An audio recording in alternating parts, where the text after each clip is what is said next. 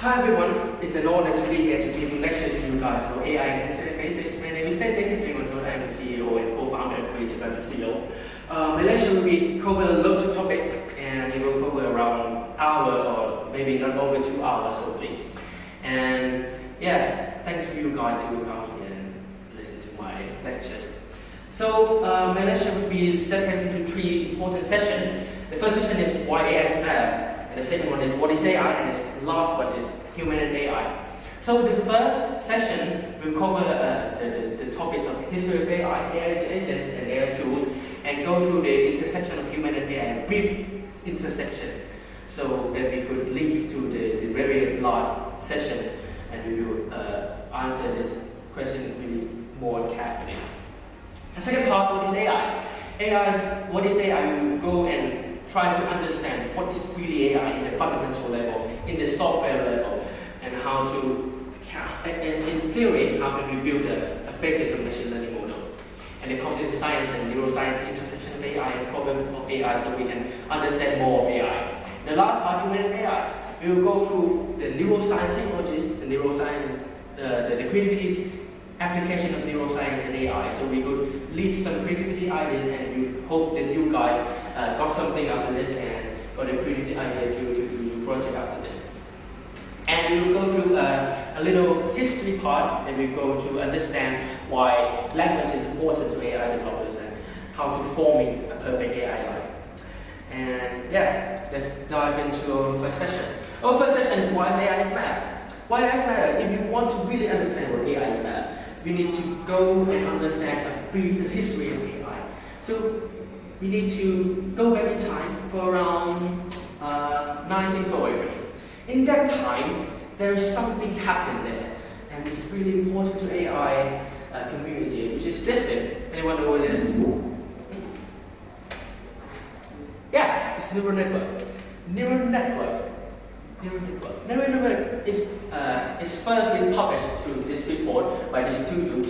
This report is called A Logical Calculus of Dividing Immunity in Nervous Activities. And the thing is, if you look carefully at the abstract part, maybe some researchers may say that the abstract part is the most important part of the research of the report, right? Because it's a summary of all the things that you archive in that research. But if you look at carefully in this research, you will see that the research in the abstract part have no any words or terms that related to neural activities. There is no words such as neural network in the abstract part. Why? But the thing is, in that time, there is no words called neural network, but there is a meaning of neural network archived in that abstract part. Right? So the thing is, in that time, if we truly understand it, we can develop this research and make a neural network. And neural network can lead us to the deep learning process, right? But the thing is, in that time, some historical archive that maybe this research may be a bit, difficult for a person or even the researcher or academic person to understand. So they maybe not know that the importance of this research, and this research has been carried out. So I would dream of developing and evoluting to the deep learning. It's surely going to change our technologies and society is carried out. So fast forward into the year 1952. There is some application that's really similar to the case that I have been told earlier. The thing is, in the 1952, there is a case of application that there is no term AI in that project, but they use the technical AI. And this is, actually there is a lot of application out there, but I have chosen this one because it's really tickled me about. The thing is, this project is chess game, and you can go and play this model in online called chessgame.com. And this happened in 1952, and this is the very first game that used AI model to control this game. But the thing is, there is, as I've been saying, there is a lot of application of AI out there. But this is really tickled me about, because if you're thinking of AI, something that comes from really academic or a research report, you may think that the application needs to be something that really academically, right? But this application is about a game. So the thing is, maybe we don't have to stuck on the thing is really academically. Maybe we should go to something really funnier. So our creativity and imaginary leads to more than just something that's stuck in the field of your knowledge or your ego, right? So yeah, fast forward to 1953, 55. Sorry. There is a summit. There's a really important summit that happened in Dartmouth summer, and that is the very first time that the word artificial intelligence have been come to town. Yeah. And the proposal of that summit, it said that to proceed on the basis of conjunction, that every aspect of learning or any other features or intelligence can in principle be so precisely described that a machine can be made to simulate it. This sentence maybe tickle me and have this got some question to me, and maybe some of you guys, right? What the machine simulated, right? And the thing is, in that very summit, there is this three dudes with this logic theorist. They have been proposed the idea of the logic theorist was a program designed to mimic the problem-solving skill of human. So in that very first day, artificial intelligence has the meaning of it, that it's the program in the computer to mimic human abilities. But at that time, surely the meaning that the AI is designed to mimic problem-solving skills of human. But as we know, as AI has been developed and evolved, the AI does not just mimic the human problem-solving skills of human. It mimics even a muscular moving or even a fundamental level of human. Fast forward to 1989. Surprisingly, welcome neural network to join the AI party. Through this research is called backpropagation applied to handwritten SIP code recognition. And this written application. And the neural network, happily going and developed to be a deep learning through this research called a likeness in ImageNet game. And as I've been told you, and I've been talking to you through this kind of journey, you will see that AI is not just the thing that, you're doing research and you see, hey, wow, I've got an AI, right? But it's a combination of every aspect, every areas, every field of knowledge and combining it to making AI happen. Like probabilities, astronomy, logic, statistics, neuroscience, economics, optimization, uniform, algorithms, and control theory. This kind of combination will make AI happen. Right? But the thing is, this research, as you have been seeing this slide, you will see that this research is about decades ago, centuries ago. The AI has been evolved more than that. And we will see the terms of word AI tools or AI agent, right? So the AI tools and AI agents not just combine the knowledge, but we need more. We need a creativity. We need an art, science, design, and engineering to combine it and make it perfect AI as the agent for humans. Thanks for CreativeLab of Creativity from MIT though. This is the list of AI tools that we are, maybe some of you have been seeing before. There is a lot of it. It's like ChatGPT, Runway, L, or Grammarly. These tools of AI are born in this era because of the booming of AI. But did you know that there are some AI tools that you may not think that this is AI? That it happened before the terms of AI are booming, like this thing. This one. Yeah. Maybe you haven't noticed that. Google Translate, Google Vision API, Siri, or Google Search Bar are also AI. let's dive into the second session. What is AI? What is AI? What does AI tools do? It's a problem. Yeah, it's a problem. But the thing is, how is a problem? If you want to understand how AI is solving problem, the answer, the really easy answer that I can give you is, it's solve a problem based on software. And there is a step that you can follow to making an AI software possible. There's actually a simple 3-step. The first one is modeling. The modeling is a simplification of mathematical precise created to that we can do something on computer that we tell models to do. Like we tell model to make me some breakfast routine or do something, but based on computer. The key is to understand of the modeling is what the info one are fixing and another info. Just like this diagram, we see that the circle that are blacker than other one is the input and the output. So to simplify this, you can see that it's like this diagram is like a road, and the one that are close to the word model is like a gate to another point, which is the another one that is darker than one. And we have to find where can we go to the goal. And if you can see, there is a lot of way to go, right? But AI can we tell AI that, hey, can I go to the easiest way? The second step is inference. Create it so we can tell model what we want it to do. Just like we want to tell them that I want to go to the route that easiest to go, the shortest to go.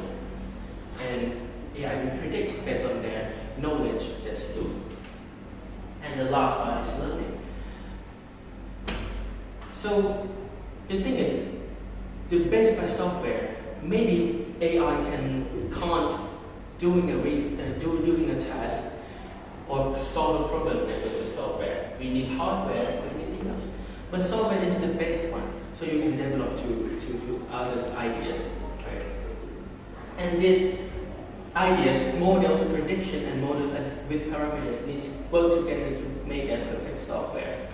And yeah, if you build a software to make a perfect AI, you have to make it learn, right? So the simplest way to understand how AI learns is through a machine learning model. Machine learning, this is that diagram that show the types of machine learning models from the lowest level intelligence to the high level intelligence. Let's dive into it. The first one is reflex model. I will show you how it works by doing this. Focus. What do you see? Banana, right? Everyone see a banana. Why? Because there is a reflex in our brain. We have seen loads of banana through our entire life. So we just see it for just a second.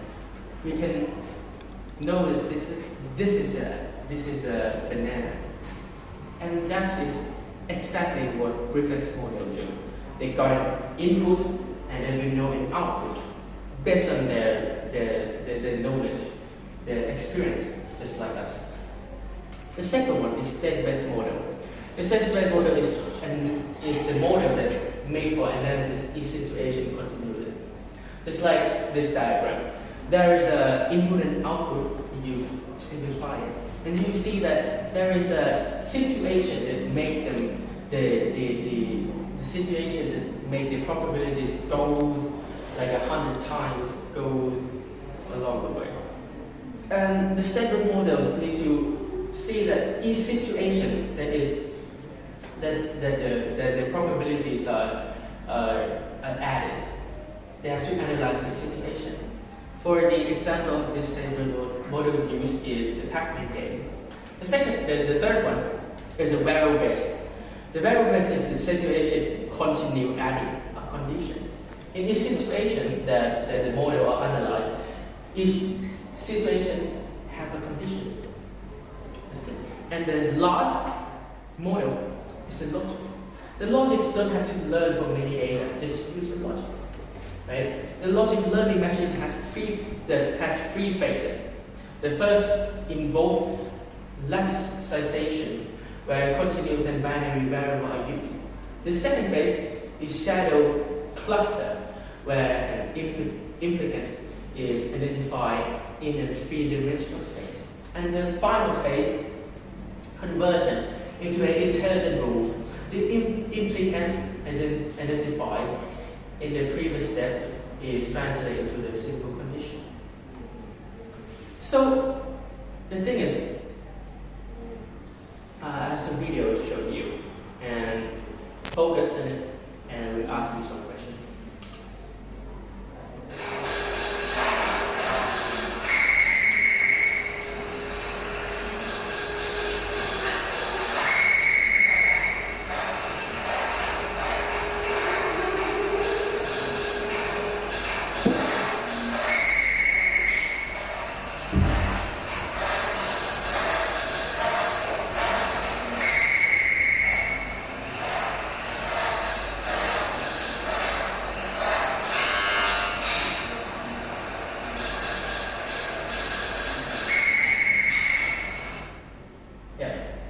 It's a video of a monkey that doing an experiment to recognize the number, and the researchers blinded it and try to experiment how the monkey's memories are intelligent in which levels. The question that they wanted to ask you is, if a monkey was a machine, or if a monkey is a machine learning model, what kind of model that we use to build this monkey so it will do a perfect task? You know what? 2. Set-based model. Yeah. Actually, the perfect answer to this question is you can use any of it. Because the thing is, each model can do a different task, right? But if the task was really easy, like this kind of task, you can use like a low intelligent one or a really high intelligent one. They can do the task as well. But the thing is, as a researcher, you need to choose the one that easiest for you, so it's not gonna lead you to a disaster for doing research on your experiment later. Now, the neuroscience is like hardware, and computer science is like software. So, artificial neural network as computational models of the brain, and the computer science and AI have to go together. I have some example of this. Some example to show you. Is authority. It's the meaning of it is maybe some data are not enough to give us a valid answer. This data has come from my research, my ghost lab research. The question is, what ghost gender is the most badass? If you see the diagram, you may think that, okay, the one that has no gender may be the most badass, right? But the actual answer is because maybe some data, this data may not be enough to give us a valid answer. If you have even you have a condition of it. And nowadays, AI can make decisions for us, right? So we need to understand how they come up with that decision to enhance our AI tools usage by that problem. The first problem that really comes to mind when we are talking about AI problem is bias. These type of words are really important for you to keep in mind if you are going to doing research. Because the bias come from society. And the thing is, AI tools been trained from a human data or society data. Society gives us data, and AI uses this data to predict. So we are human. Of course, we're gonna have a bias, right? Because we are from the society. But the thing is, AI is also use the human data to train that and use that to be a prediction. So they're gonna have a bias also. But for example, like Google Translate. In this example, we type it like, my friend is a doctor. But in some language, there is a bias that refer that if you are a doctor, your friend, as in my friend that we type, need to be a he, like to be a male, not a female. But later, Google Translate have known this bias and fixed it. Right? So it could be either he or she to being a doctor. The second problem is craziness and confusion. The craziness or confusion is it's like when you especially have a really messy one when you are using AI tools just like ChatGPT or a large language model bot. For example, this one is the one that I personally get is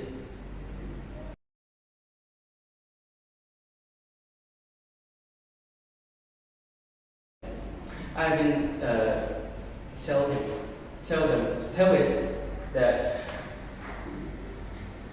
how much letter count in this article, and it says that this amount of words, but later it say that no, it actually another count of words, or even this example like I'm not repeated for 100 times, right? But this thing can be fixed by a good prompt engineering.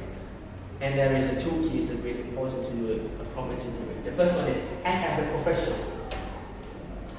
Act as a professional of something. If you want to use a large language model to solving a math problem, you may tell it like act as a professional mathematician or something like that. And the second one is give them an example of how to respond and give them an example of the response that user or you want. At least ease of it to.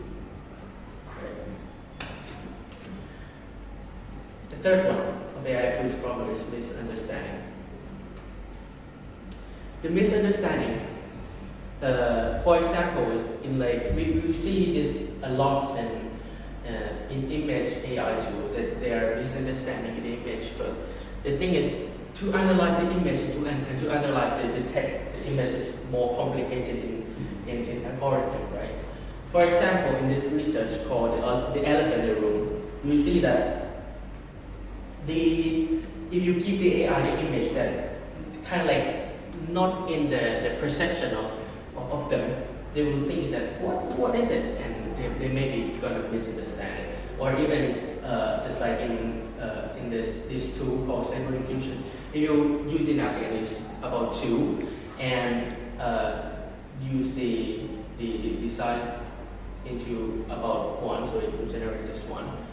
This kind of image, the AI may be sometimes thinking that it's a rabbit or sometimes it is a duck. But some model that have got this famous image, maybe it will know what it is, so they have a data, right? But this is the problem that we have seen for decades ago, where there is some company like Google that have been, or ChatGPT or OpenAI that have been fix this problem. Just like the model called Gemini or GPT-4. And the last one is the reading comprehension. The reading comprehension is like, just like in this report, if you give the AI a loads of articles, but in the very last sentence you give another sentence that maybe can debunk the sentence before, and it's like another thing that they're not as same as the one before. It may be changed the root of prediction of AI. So how can you think this, right? You can think this through the good prompt engineering, as it is said. Now, as the video that I can show you about a monkey that do the experiment, right? In every experiment that use an animal, they have to give it a reward. Because the thing is, when you, even you are, if you are human, right? If you are human, you're doing something, you do your work, you will not do it for free, right? You're gonna have maybe food or money to be your reward for your work. Animals also, and AI is also, they need to get a reward. And the thing is, it's hard to write a reward for robots. It would be easier to learn how humans do the same as a mimic. For example, folding a clothes. In the scenario of imagine a robot is tasked with folding a t-shirt. If you write a reward function approach, you have to give a positive reward of +1 and each fold complete correctly, and +2 for achieving a specific neatness level. And this goes through a coding way. But if you use a human mimic approach, the robot will be observe a human folding a t-shirt, focus on the movement, sequence of folding and a final shape. The robot attempts to replicate it and observe the action and then adjust it to moving based on the feedback received from sensors, so like force sensors or various systems. The key thing is if you use a reward function approach, you have to write a loads of coding or a loads of mathematical terms. If you use a human mimic approach, you can use just one model and let it do its own work.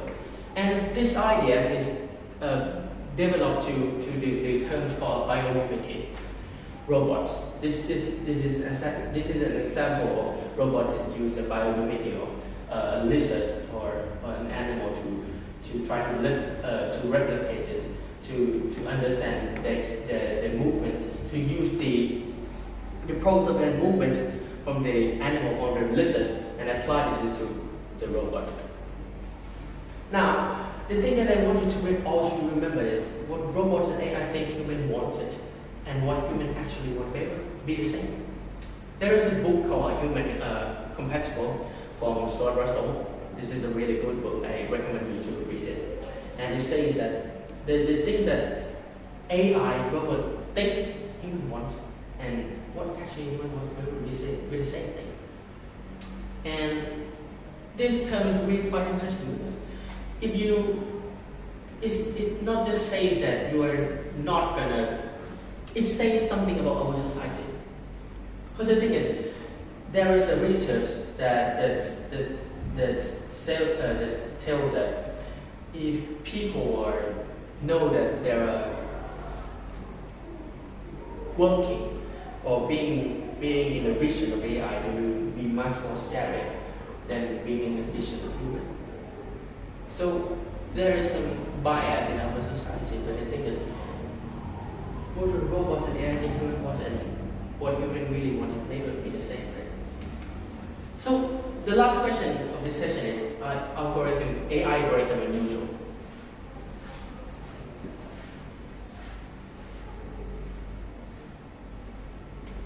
The answer is no, because they are trained to recognize data includes biased data. As I've been saying, society gives the data and data give the prediction. So AI has a bias. Yeah, welcome to the last part of this lecture, human and AI. What is neuroscience technologies? Anyone know what it is? It's something related to the brain and human, right? And do anyone knows already what neuroscience is important to AI? No? Okay. So neuroscience is, as you are familiar, as you have been understand, it is technology that related to human behavior and human brain, and it can be applied into loads of applications, such as neuroscience can be as a time machine, because neuroscientists can predict if a person would turn to be a patient by enhancing their brain signal activities, right? Or even in the entertainment field, like we can use EEG to control a TV based on our electrical signal. or we can use it on the monk, on monk when they are meditating or doing their activities to understand deeply on how the group of people acts as like a monk can do the task that we maybe cannot do, just like be in the state of understanding that more than us, or in the state of meditating that in another level of understanding in human perception. Or even do with architectures. We use EEG to understand the mood of human when they are going to the architect. So the architectures, to the architectures through VR. So architects could understand more on how they could fix the virtual reality of the architecture. So before they fix it and make it real. Or even this is one of our work on CreativeLab. It's called a project called the Harmony of Mindscape. It's an art and 3D printing and math and AI combination project. They will use electrical brain signal from human brain while they are listening to the music, and using large language model to train and understanding in the linear equation. Like the brain signal, there is it's like a line, a circle, right? So in the line, the circle, there's gonna be a line that go up there, go down, and being circle. So it's gonna be a linear equation high in that line. So we train LLM to understand the linear equation behind that and plot it in the graph and use each of it to form and being an image, and we use the image, the 2D image, and convert it to the 3D and 3D print it and do an art exhibition. So this project is one of the applications that we use the neuroscience technologies like an EEG signal, an EEG, to use it in the art field.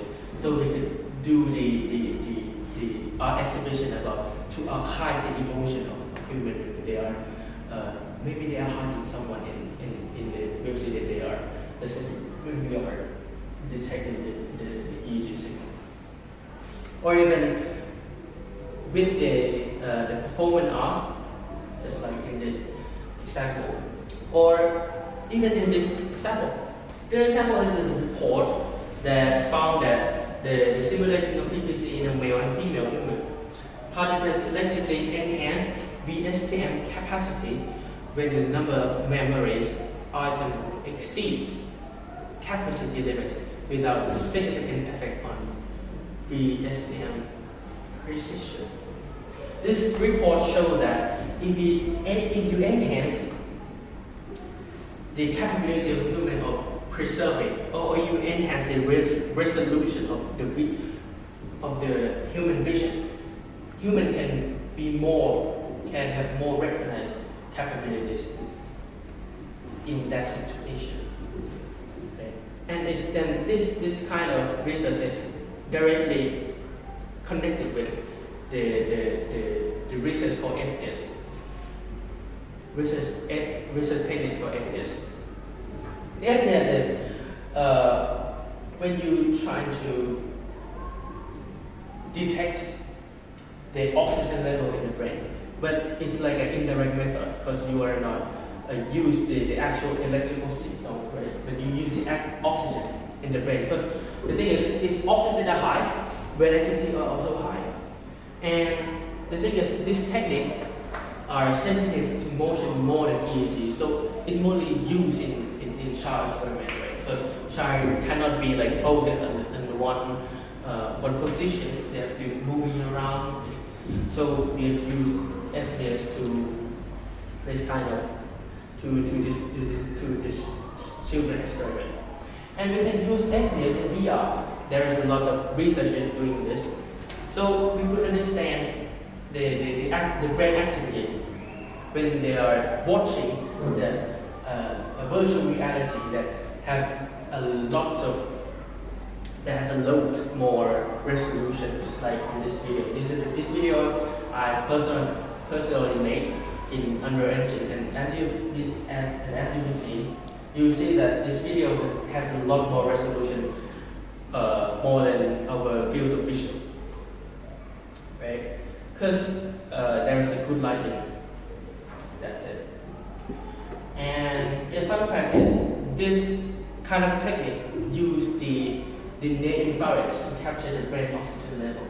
In the pictures that you see in the left corner, top corner, you will see that the angle of light reflecting is like a U shape, and it's reflected in that shape. Yeah. And the tool is like a note, just like an EEG, but the notes are not detecting the electrical signal, but the notes are spreading the infrared light to our head, and there is a receptor in another side. Just like that. Now, as I've been talking about the brain, you will think that brain are really complicated. Yeah, right? Yeah, right. Are you sure? Yeah. Maybe not. You see this image? This is an image of a circle, right? A circle shape. A sphere shape, some may say. The question is, what is the flaw of this image?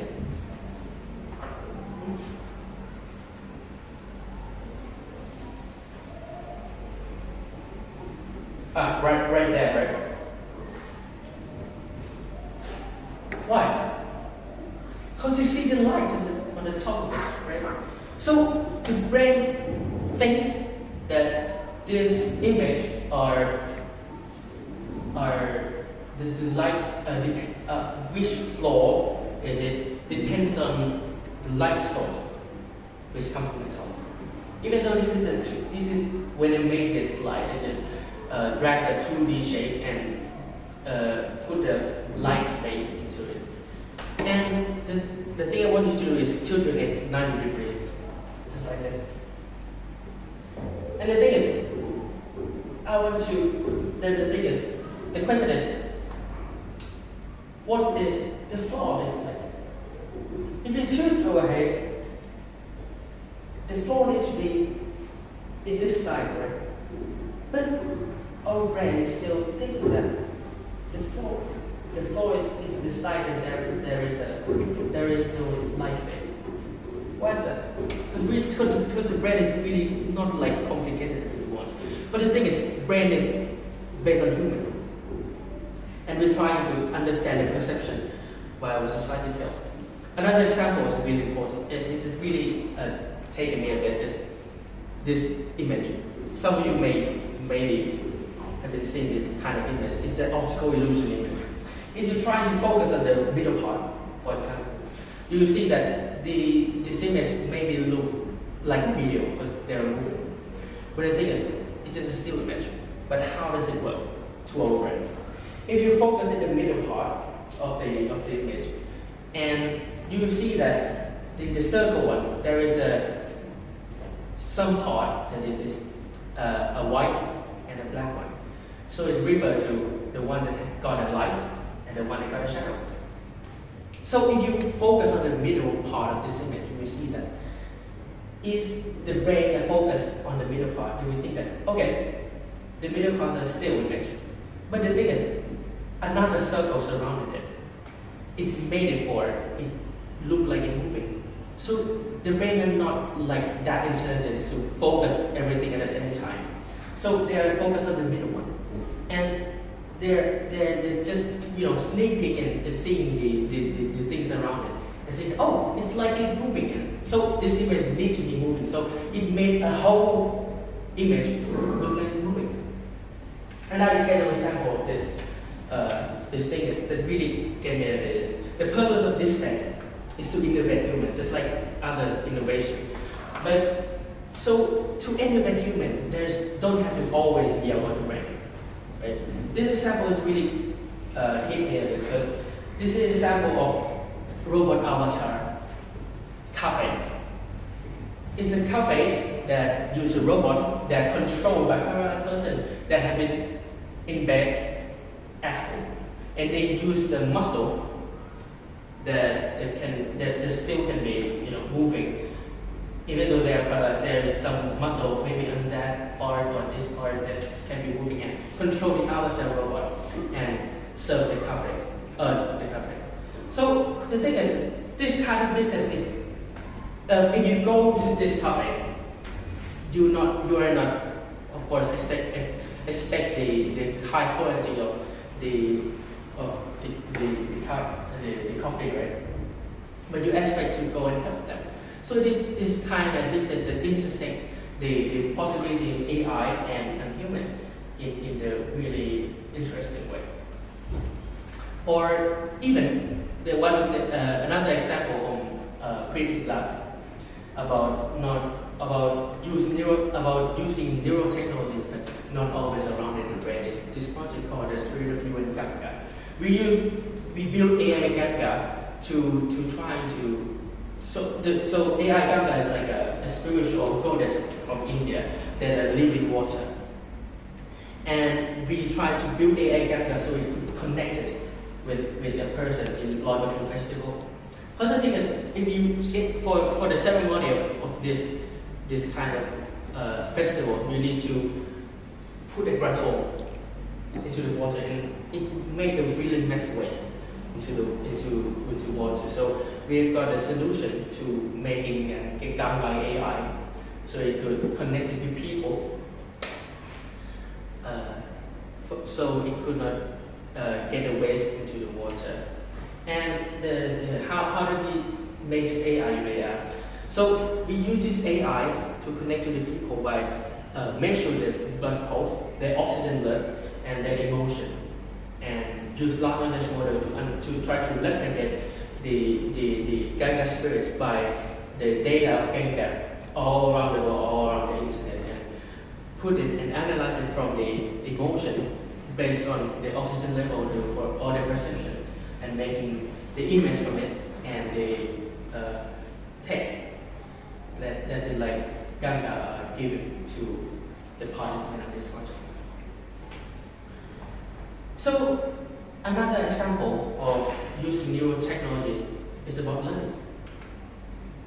The learning process is just like in this diagram.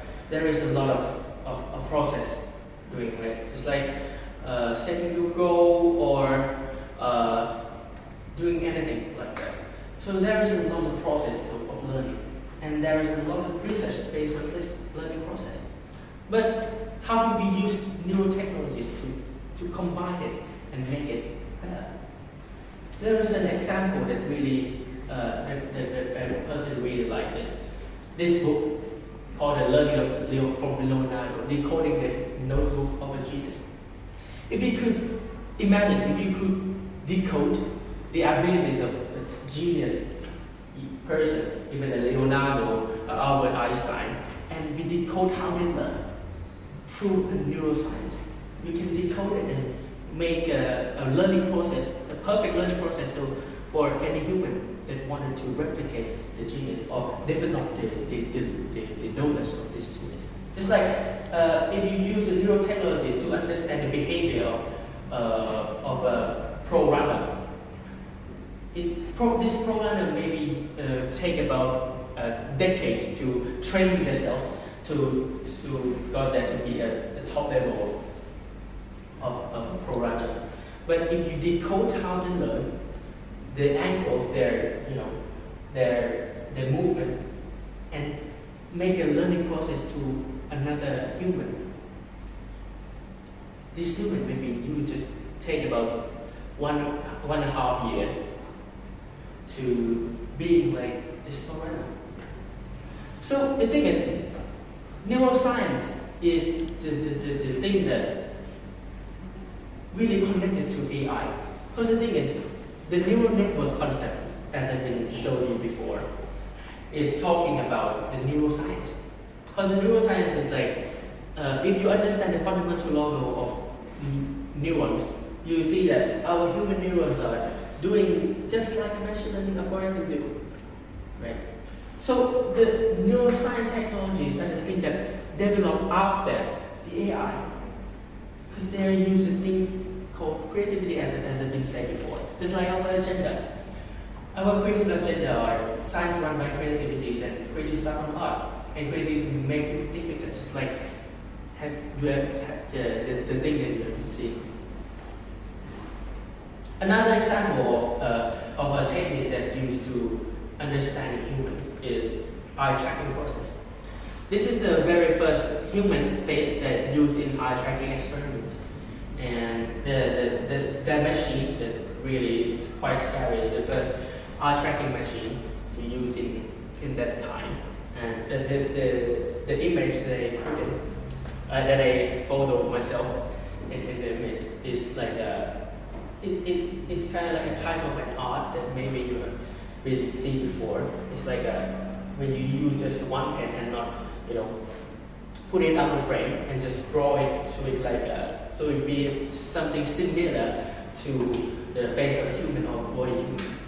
And the thing that surprised me is, in this experiment, the researchers have the participant to look at this face, this child face, and it got a line. If you point into, if you look at the image and you tilt your eyes, your black eyes to another, they will got a line. So they will got a line through the root of your black eyes, right? So the image in the side is the one that goes through the root of the black eye of the participants. And you will see that there is a lot look like the image of a child. Right? You can know that precisely that it's like a human face. Maybe it can be answered by a society research called word perception, that we commonly will thinking what we are looking are something that are related to human. Right? Nowadays, eye tracking techniques, there is a lot of techniques out there, just like a heat wave or a diagram, just like this, that have a number of the most looking in the time period, or even like a box to doing in the fields of entertainment, just like using neurotechnologies to look in the movie poster and look like, okay, what should I improve to fix this poster so it will gain more engagement, or even a convenience store, just like in the example.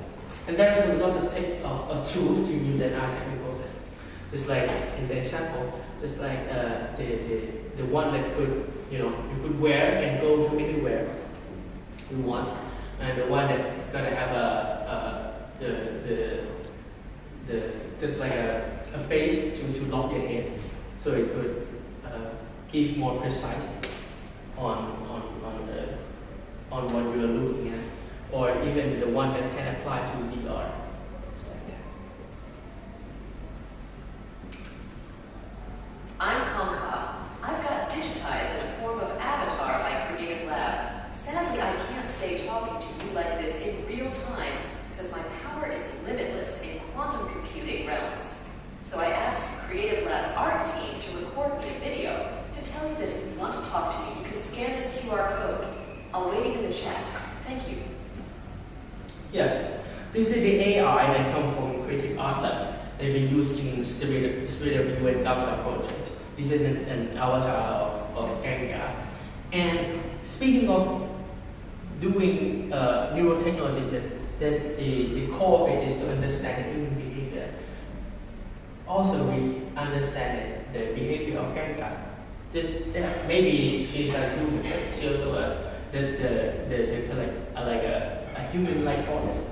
So we try to replicate her to make a perfect life. And we use the core description flows, motivation, dialogue style, emotion, voice, personality, knowledge, goal, and everything combined to make a Kangkhuntod AI from Creative Art Lab. Okay. The thing is, from that diagram, you may see that okay, there is a core, a Christian flow, a motivation, dialogue style, emotion, goal, knowledge, personality, but why voice? You may be thinking, okay, voice make your avatar looking more alive, but is there an important case of it? It actually is. Seeing this diagram, you will see that this is a diagram of showing that the triple knowledge growth before and after language of human. You can see a significant change that if there is no language, the knowledge growth are really low. But after language is happened in the society, in modern society, the knowledge growth are really high. And why is that? Right? So, for the brief history of evolution of language, we will see that the human brain from us being a monkey and being us now, our brain has been developed on the part that we can speak in language alone. Because the thing is, language is really important to our developers, to our developing of humankind. And as well as AI, because AI has only look at the human, right? So language is important also with AI. Now, speaking of AI, the thing is, everything that has a pattern, GPT or AI can train, as well as brain. Where's a pattern, right? The electrical signal of the brain have a pattern that computer can be trained, AI can be trained. So it's mean that we can hack the brain in non-invasive way and invasive way. The invasive way example I got from Elon Musk project called Neuralink, right? Called Neuralink. And the non-invasive is come from research from about May this year. They come out about May in this year. That they have been doing an experiment of they use the participant into MRI machine and showing the image of a lot of things, and they detect how the brain are preserving that image and use that signal and train in the various data on GPT and replicate it through a stable diffusion model and make it as a text and use the text as a prompt to make a really likable image from the image that human preserve. So nowadays we can have a potentially to brain hack. Right? It's quite scary, but if you look it in the prose way, you actually can use this like to innovate our life.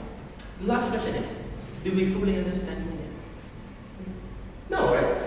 Everyone knows that we are not fully understand human yet. And if you say no, you and AI are on the same page. This example from ChatGPT are the question that people ask and like, what are the things that you as an AI are understand not much about human. And there is a list like falling in love, make a long relationship, friends, or falling at something like really deep and emotional. They are not understanding. And then, but the question comes to mind. Then in the day that we are fully understand ourselves. Because the thing is, if you can remember from the very first slide, in the very first day that artificial intelligence terms have been created, the meaning of it is to mimic human. And if the common sense and AI have to go together, what could AI and human can lead to the next level of change? Right? Because we are still not understand the whole human, but if the data we are completely understand human, maybe there is no AI. They're gonna be something else like B, C, D, E, or anything. But it's having an AI in the root of it. So the role of us as people, and normal people who use an AI tools for our daily life tools, or even me as a researcher or any one of you as an AI researcher, the role of us is not just developing AI, but to developing humanity and our world to the next level of change. We need every one of you to change this world together as our society. Thank you.